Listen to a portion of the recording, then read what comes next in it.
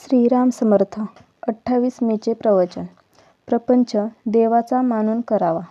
अमुक एक हवे किंवा अमुक एक नको असे न वाटणे याचे नाव वैराग्य. संकटकाळी हे संकट नसावे असे न वाटता परमेश्वराचे स्मरण असावे आणि त्याच्याजवळ हे मागावे की देवा मला तुझ्याजवळ काहीही मागण्याची इच्छा देऊ नको.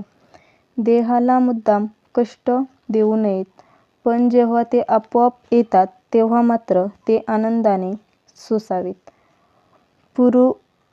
पुरुरव्याने दुष्कृत्य केले आणि त्यामुळे त्याला वैराग्य प्राप्त झाले तेव्हा त्याला दुष्कृत्य म्हणावे की सत्कृत्य. तरीही वैराग्यप्राप्तीचा वास्तविक हा काही मार्ग नव्हे हे खरेच. आपण शास्त्राविरुद्ध कर्म करू नये आणि दुसऱ्याने केले तर नावे ठेवू नयेत. न जाणो परमात्म्याची इच्छा असेल तर त्यातूनच चांगले होण्याचा संभव आहे. प्रपंच मिथ्या मानावा आणि जो मिथ्या तो बरा असे वाटण्यात काय अर्थ. तो जसा असेल तसा असू द्यावा. नाटकात नट जसे काम करतो त्याप्रमाणे प्रपंचात आपण आपले काम करावे. तुमचा परमार्थही तुमच्या स्वाधीन नाही, सद्गुरूच तो तुमच्याकरिता करीत असतात. तेव्हा तुम्ही कशाचीही काळजी करू नये. जे होईल त्यात आनंद मानीत राहावे. सद्गुरूदर्शनाने पूर्वकर्मे पापे जळून जातात. तुमची पुढची काळजी सद्गुरू घेतात. तेव्हा पाठीमागची आठवण काढीत बसू नये आणि काळजी करू नये. समाधानात आणि आनंदात असावे. प्रपंच देवाचा मानून अभिमानरहितपणे तो करणे हा परमार्थ. परमेश्वराचे स्मरण ठेवून तोच कर्ता आहे असे मानणे आणि सर्व काही त्याच्याकरिता करणे म्हणजे देवाला अर्पण केल्यासारखेच आहे. फक्त कर्माच्या शेवटीच कृष्णार्पण म्हणावे,